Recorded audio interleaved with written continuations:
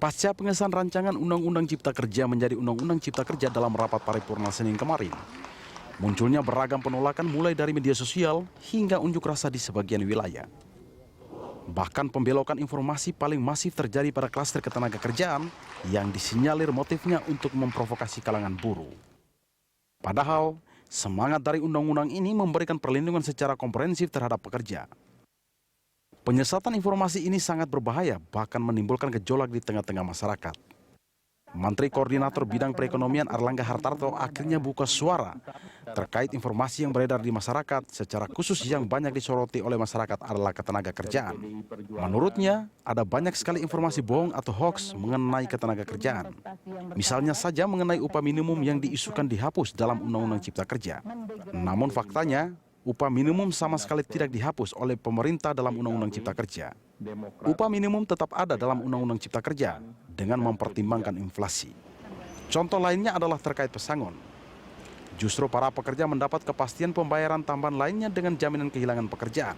Kemudian yang kedua, terkait pesangon itu diatur ada kepastian pembayaran pesangon dan mendapatkan tambahan jaminan kehilangan pekerjaan, dan juga apabila terjadi pemutusan hubungan kerja, ada manfaat berupa peningkatan kompetensi atau upskilling, serta diberikan akses pekerjaan yang baru. Sementara mengenai waktu kerja, pengusaha tetap wajib untuk memberikan waktu istirahat bagi pekerja, buruh seperti undang-undang yang sudah ada sebelumnya. Pekerjaan yang sifatnya tertentu dan membutuhkan fleksibilitas seperti e-commerce diatur sesuai pasal 77. Di sisi lain, Undang-Undang Cipta Kerja juga mengatur mengenai ketentuan pekerja atau buruh alih daya atau outsourcing. Sehingga pekerja outsourcing akan mendapatkan jaminan perlindungan upah dan kesejahteraan. Sedangkan untuk tenaga kerja asing, hanya dibutuhkan untuk perawatan atau maintenance atau untuk tenaga peneliti yang melakukan kerjasama ataupun kepada mereka yang datang sebagai buyers. Tim Liputan Berita 1. Menjawab hoax Undang-Undang Cipta Kerja, itulah topik dialog kita pagi ini. Ada banyak sekali informasi yang tidak benar atau hoax soal Omnibus Law Undang-Undang Cipta Kerja. Isi hoax tersebut dihembuskan di sosial media maupun lewat pesan berantai di WhatsApp dan SMS yang memuat pasal-pasal Undang-Undang Cipta Kerja yang tidak benar. Sejumlah hoax itu disinyalir sengaja dihembuskan pihak tertentu untuk memprovokasi kalangan buruh. Dan untuk membahasnya, pemirsa, kita sudah terhubung dengan Ketua Badan Legislasi DPR RI, Supratman Andi Adgas. Kami juga mengajak Anda pemirsa di rumah untuk berinteraksi bersama kami melalui nomor telepon yang tertera di layar televisi Anda. Selamat pagi Pak Supratman. Selamat pagi Mbak Nasti, selamat pagi pemirsa. Selamat pagi. Selamat pagi. Benarkah memang adanya banyak berita hoax di luaran ini? Salah satunya adalah karena sampai sekarang media sendiri juga belum mendapatkan draft RUU yang sudah disahkan oleh DPR ini. Saya yakin mudah-mudahan ini bukan by design ya, karena sebenarnya seluruh keputusan di tingkat panja dan apa yang kita hasilkan di tingkat paripurna sesungguhnya itu sudah bisa diketahui oleh seluruh anggota panja. Yang kedua, kami mengakui sepenuhnya bahwa bukan sebenarnya draftnya sudah itu beredar. Cuman saya menginginkan satu hal sebelum itu resmi betul dikirim kepada pemerintah, karena kami punya waktu 7 hari kerja dalam rangka untuk meneliti kembali, jangan sampai ada hal-hal yang sifatnya redundant ataupun juga mungkin yang terkait dengan materinya yang terkait dengan soal bahasa yang bisa ataupun typo. Akhirnya kami mudah-mudahan dalam waktu yang paling lambat Jumat ya akan segera materi undang-undang ini akan dikirim kepada pemerintah, kepada Presiden untuk segera ditandatangani. Anda ingin mengatakan bahwa yang disempurnakan sekarang adalah hanya pada aspek-aspek redaksionalnya saja? Oh iya, memang hanya itu, nggak boleh, kan nggak boleh merubah substansi, nggak boleh menambah suatu hal yang, dan itu kami harus pastikan secara hati-hati betul. Bahkan kami sudah juga akan segera bersama-sama dengan Seknek untuk melihat Karena jangan sampai ada typo yang bisa berpengaruh terhadap apa yang dimaksud dalam undang-undang. Jumat artinya Jumat minggu ini Pak Supratman ya? Ya, kami upaya Jumat ini seluruhnya sudah bisa diakses oleh publik. Baik. Dua klaster yang mengemuka yang kemarin didengungkan oleh para buruh yang demo adalah klaster ketenagakerjaan dan klaster administrasi, ini yang utamanya. Apa yang ingin Anda sampaikan terkait dengan kekeliruan informasi yang bertentangan dengan Undang-Undang Ciptaker ini, yang sebenarnya itu tidak dihapus, sebenarnya itu masih ada, sebenarnya itu tidak dikurangi jatah buruh yang sebelumnya ada di Undang-Undang Nomor 13 tentang Ketenagakerjaan dan tetap masih ada di Undang-Undang Ciptaker? Saya mau sampaikan, kami ini pada saat pembahasan RUU Cipta Kerja, kami itu sudah melakukan dialog yang sangat dalam difasilitasi oleh Wakil Ketua DPR Pak Sumi Ahmad Dasko untuk bertemu dengan kawan-kawan elemen dan serikat pekerja, elemen-elemen buruh ya. Nah, dari semua tuntutan 9 ya, kalau kita kerucutkan menjadi 7, sesungguhnya 95% itu kami sudah menyuarakan apa yang dikehendaki oleh buruh. Kalau 95 menyuarakan apa yang diminta yang disampaikan oleh buruh, iya, dan buruh itu yang kita sahkan menjadi norma Undang-Undang Cipta Kerja. Jadi semua isu ataupun hoax yang beredar itu saya yakin dan percaya itu by design dalam rangka memojokkan kami di anggota panja juga bersama dengan pemerintah tentunya. Kalau saya kita ingin bicara mengklarifikasi beberapa isu yang terkait dengan klaster ketenagakerjaan. Baik. Yang pertama, isu tentang upah minimum kabupaten kota yang dihapus. Sesungguhnya yang terjadi adalah upah minimum kabupaten itu tetap ada di dalam RUU Cipta Kerja, hanya untuk kenaikan upah dalam setiap tahunnya itu sudah menggunakan formula yang baru supaya ada kepastian antara pengusaha dan buruh untuk memperhitungkan kenaikan upah setiap tahunnya, yakni lewat formula itu inflasi ataupun terkait dengan pertumbuhan ekonomi daerah.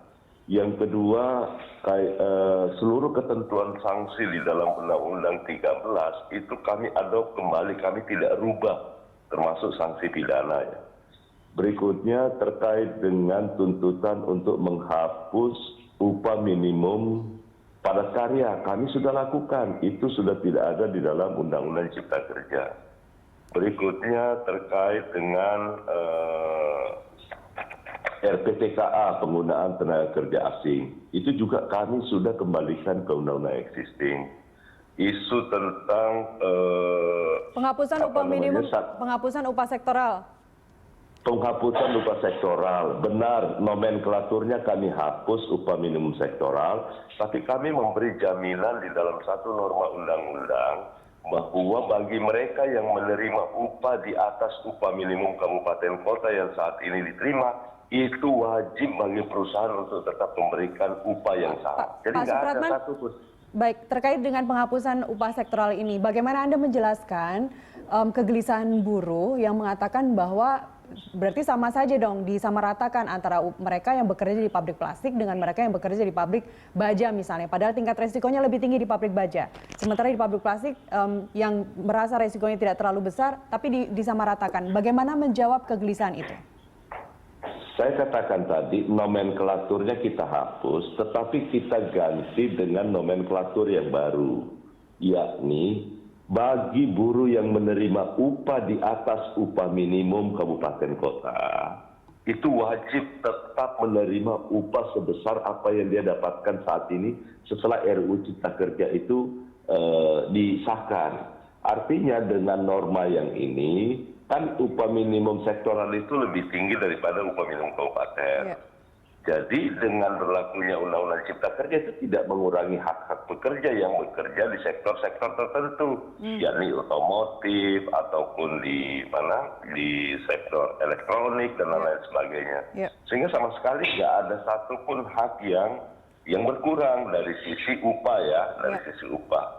Nah, oleh karena itu sekali lagi mungkin ini saya menyadari sepenuhnya bahwa kalau terjadi misinformasi justru inilah tugas kita semua termasuk media untuk membuatnya menjadi lebih jelas semua, Mas. Tugas media membuat lebih jelas, tapi itu tadi kita sebenarnya juga terkendala terhadap draft RUU yang sampai sekarang kita belum bisa membaca. Jadi kita hanya mendapatkan sepotong-sepotong dari anggota balik. Bahkan anggota Dewan sendiri pun juga ada juga yang belum mendapatkan draft RUU tersebut. Tapi kalau memang Jumat janji Anda bahwa draft itu bisa kita baca, bisa kita pegang sama-sama hingga nanti ditandatangani oleh Presiden, itu yang akan kita tagih, Pak Supratman. Kemudian terkait upah, yang kedua terkait pesangon. Pak Supratman, apakah ini juga kemauan buruh untuk dihapus ketentuan mengenai penggantian uang pesangon bagi pekerja yang mengundurkan diri? Jadi yang mengundurkan diri kalau di Undang-Undang Nomor 13 diatur tetap mendapatkan pesangon, tapi di Undang-Undang Cipta Kerja, tepatnya di pasal 51, itu dihapus ketentuan mengenai penggantian uang pesangon bagi pekerja yang mengundurkan diri. Artinya sesuai kemauan sendiri. Apakah itu kemauan buruh? Ya, jadi begini, saya ingin menceritakan dulu, memang inilah satu-satunya yang menurut kami itu secara langsung berdampak kepada kawan-kawan buruh terkait dengan pesangon.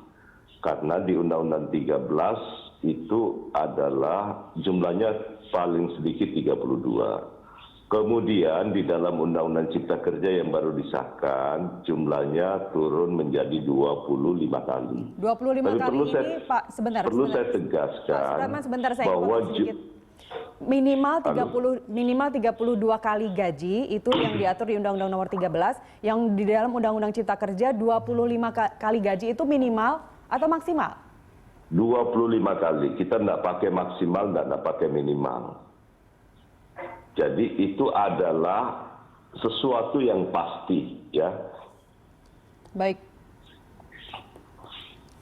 sesuatu yang pasti. Halo? Artinya 25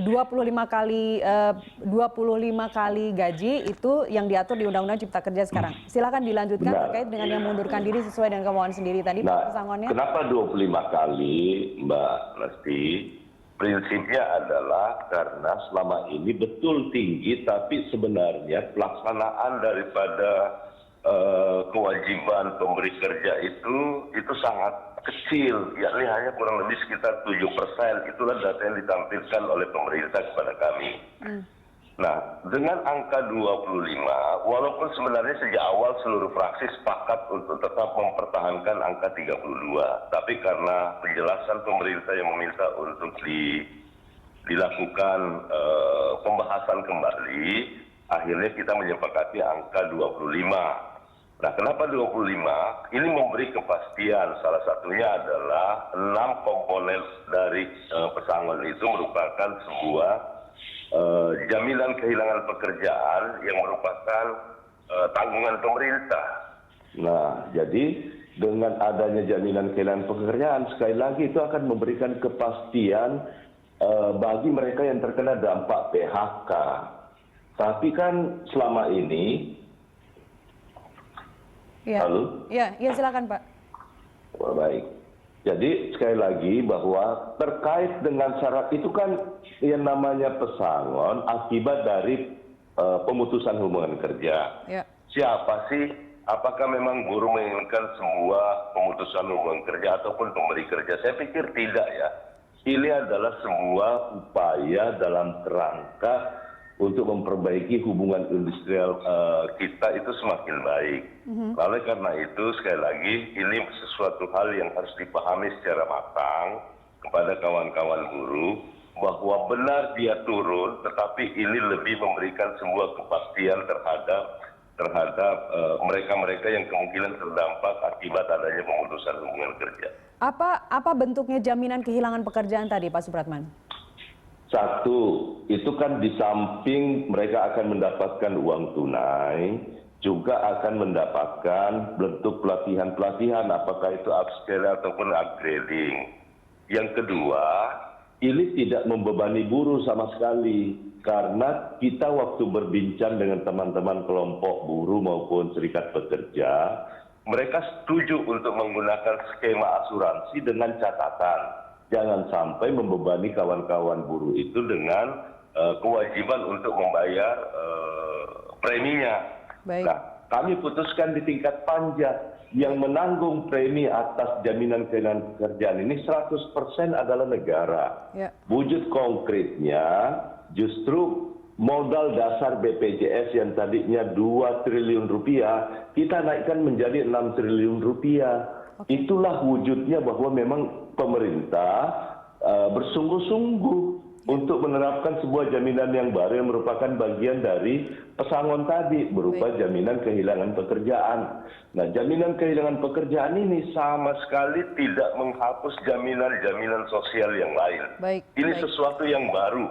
Sesuatu yang baru. Baik, terkait upah minimum Anda sudah sampaikan bahwa tidak dihapuskan, tetap mempertimbangkan inflasi, kemudian salary juga tidak yang diterima buruh juga tidak turun, pesangon juga tetap ada dan justru ada tambahan jaminan kehilangan pekerjaan jika terjadi PHK. Selain itu dengan hak waris si buruh atau mantan buruh yang di PHK. Itu sama, itu hoax, nggak mungkin. Ya mereka yang hak waris tetap harus terima dong. Oh baik, saya ingin minta klarifikasi Anda Pak Supratman. Dalam pasal 166 di Undang-Undang Ketenagakerjaan, dalam hal hubungan kerja berakhir karena pekerja atau buruh meninggal dunia, kepada ahli warisnya diberikan 2 kali uang pesangon. Di pasal 55 menghapus pasal itu. Koreksi jika saya salah. Jadi pasal berapa Jadi gini, terkait hak waris mungkin itu sesuatu karena yang terkait dengan ketentuan lebih lanjut menyangkut hal-hal yang terkait dengan pesangon itu kan tetap kembali mengacu dan beberapa penyempurnaan dari ketentuan Undang-Undang Nomor 13. Jadi makanya saya katakan terlalu banyak draft yang berseliweran di luar terkait dengan hal-hal yang seperti ini. Dan ini menjadi kewajiban saya untuk mengecek kembali apa yang telah kita putuskan sebelumnya, Mbak. Baik. Artinya sekali lagi di sini sebelum draft nanti kita bisa terima, kita bisa baca pasal 55 dalam Undang-Undang Cipta Kerja. Anda mengatakan bahwa tidak benar menghapus terkait dengan pesangon yang diberikan kepada ahli waris 2 kali uang pesangon, itu tidak benar, itu adalah hoax. Benar. Baik. Iya. Baik, terima kasih klarifikasinya Pak Supratman. Kemudian di pasal 59 Undang-Undang Ketenagakerjaan ini terkait dengan pekerja kontrak yang hanya dapat diadakan paling lama 2 tahun dan diperpanjang 1 kali dalam jangka waktu paling lama 1 tahun. Katakanlah 3 tahun totalnya. Bagaimana dengan Undang-Undang Cipta Kerja di pasal 81 yang mengatur terkait dengan pekerja kontrak ini, jangka waktu atau selesainya suatu pekerjaan tertentu ditentukan berdasarkan perjanjian kerja. Artinya ini hanya dari sisi pekerja, sisi buruh terhadap perusahaan. Lama masa kontrak bergantung dari kesepakatan buruh dan dari pemberi pekerjaan. Bagaimana klarifikasinya? Jadi semua kan didasarkan atas perjanjian kerja antara buruh dan dengan pemberi kerja. Itu udah benar. Di sebelumnya pun juga sama. Terkait dengan PKWT ataupun kontrak dan lain-lain sebagainya, sebenarnya yang kita sepakati di tingkat panja juga sama, yakni maksimal 3 tahun, 2 tahun plus 1 tahun. Tapi ketentuan menyangkut hal-hal yang seperti ini kami minta untuk didelegasikan kepada peraturan pemerintah untuk mengaturnya, supaya tidak terlalu detail diatur di dalam undang-undang. Baik. Gitu. Baik. Karena ini memang dibutuhkan untuk klarifikasi kenapa sekarang hoax banyak beredar dan juga hari ini juga masih akan ada demo besar-besaran di Nusantara. Artinya ini juga tugas DPR untuk kemudian lebih mengklarifikasi, lebih membuat penjelasan-penjelasan yang lebih masuk akal supaya tidak terus-terusan terjadi demo ini, Pak Supratman. Kami sangat mohon terkait dengan itu. Di tengah pandemi ini hampir 2,92 juta, kita masih bicara terkait dengan ketenagakerjaan, 2,92 juta anak muda yang membutuhkan lapangan pekerjaan. Apakah atau jaminan Anda dari Undang-Undang Cipta Kerja ini untuk membuka lapangan kerja bagi anak muda? 2,92 juta, ini angka yang fantastis. Saya selalu ingin mengatakan begini, bahwa jangan kita hanya melihat kepada mereka yang saat ini telah bekerja. Ya. Yang kedua, saya ingin mengatakan bahwa sebelum COVID, jumlah angkatan kerja kita yang belum terserap itu ada kurang lebih sekitar 7 juta orang. Nah, kita belum tahu ini. Dan setiap tahun sekitar 2,9 juta harus disiapkan. Nah, tidak ada pilihan lainnya. Sekali lagi saya ingin menyampaikan kepada seluruh rakyat Indonesia, bahwa kalau kita tidak meningkatkan investasi, maka daya serap angkatan kerja kita akan semakin menurun. Benar seperti kata pengamat bahwa investasi kita sebenarnya nggak ada masalah. Dari sisi angka setiap tahun memperlihatkan kenaikan dari sisi jumlah investasinya. Tetapi orang lupa bahwa serapan tenaga kerja dari setiap kali orang melakukan investasi sekarang itu sangat jauh terus-menerus melakukan penurunan. Itu artinya yang terjadi saat ini benar ada peningkatan investasi, tetapi investasinya yang padat modal, kurang menyerap tenaga kerja. Inilah yang menjadi cita-cita Bapak Presiden Jokowi, bagaimana kemudian industri-industri padat karya itu yang menyerap banyak tenaga kerja seperti di sektor alas kaki, tekstil dan lain-lain yang selama ini beberapa industri besar yang menyerap tenaga kerja banyak itu keluar dari negara kita dan lari ke Vietnam. Salah satunya kan itu yang harus diantisipasi karena itu yang paling banyak menyerap angkatan kerja kita. Nah itu yang ingin didorong oleh pemerintah. Membuka industri-industri yang padat karya justru akan semakin menolong karena jangan lupa komposisi pekerja kita sebagian besar itu ditunjang dari sisi standar pendidikan itu kan SMP ke bawah, ya kan, SMA, SMP ke bawah. Nah ini membutuhkan industri-industri baru yang padat karya, di mana daya tampungnya itu semakin besar. Kalau yang padat modal benar bisa masuk, tetapi kan daya serapnya sangat rendah. Nah ini yang diciptakan lewat Undang-Undang Omnibus Law Cipta Kerja ini supaya hal tersebut bisa terselesaikan. Gitu. 87% jumlah pekerja yang merupakan lulusan SMP dan SMA ini Anda ingin sekaligus menjawab bahwa 87% itu dijamin oleh Undang-Undang Cipta Kerja ini, bahwa Undang-Undang Cipta Kerja ini membuka akses pekerjaan bagi mereka. Itu yang ingin Anda sampaikan juga? Benar, itu esensinya. Jangan kita lupa itu. Jangan selalu hanya kita berkutat kepada hal-hal sektor formal gitu loh. Baik, tapi memang sektor informal kita kan lebih tinggi. Sebenarnya objektifnya dari Undang-Undang Ciptaker ini untuk ranahnya untuk lebih mengeruk-ceruk yang formal atau informal, Pak Supratman? Dua-duanya kita beri perlindungan. Saya ingin memberi contoh ya Mbak. Tadinya kan kita selalu hanya memberikan perhatian kepada kawan-kawan yang bekerja di sektor formal, kemudian juga terkait dengan pesangon yang selalu kita ributkan. Orang lupa bahwa dengan Undang-Undang Cipta Kerja, termasuk kepada teman-teman yang baik outsourcing maupun PKWT itu sekarang mendapatkan jaminan yang kurang lebih sama dengan pesangon yang namanya kompensasi. Jadi kalau mereka berakhir dan itu diberikan kompensasi yang kurang lebih sama dengan pesangon. Tadinya pemerintah itu berkeinginan untuk pemberian kompensasi itu minimal masa kerjanya adalah setahun. Nah, lewat kesepakatan yang kami ambil dan perjuangan kami, minimal masa kerja setahun itu kami hapus bersama dengan pemerintah, sehingga berapapun masa kerja mereka itu pasti dengan formula yang ada nanti yang disusun dalam peraturan pemerintah, itu mereka akan mendapatkan kepastian untuk mendapatkan kompensasi. Baik. Saya ingin beralih sedikit masih ke klaster ketenagakerjaan di sektor UMKM, Pak Supratman. Ada 64,19 juta, lebih dari 75% yang informal. Jika diberikan ruang untuk bertransformasi jadi usaha formal begitu ya, bagaimana mereka kemudian diberikan akses lebih mudah ke perbankan?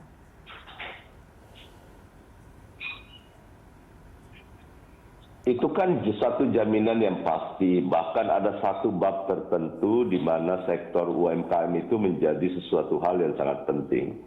Jangan lupa UMKM ini tuh menyumbang 60% dari PDB kita. Dan oleh karena itu berbagai kebijakan afirmatif lewat Undang-Undang Cipta Kerja itu kita sudah berikan.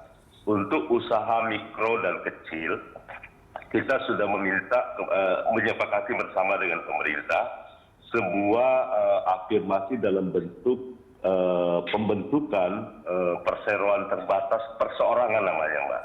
Itu belum pernah dikenal pengecualian dari Undang-Undang Perseroan Terbatas yang selama ini kan itu merupakan sebuah perjanjian dan minimal bisa didirikan oleh dua orang.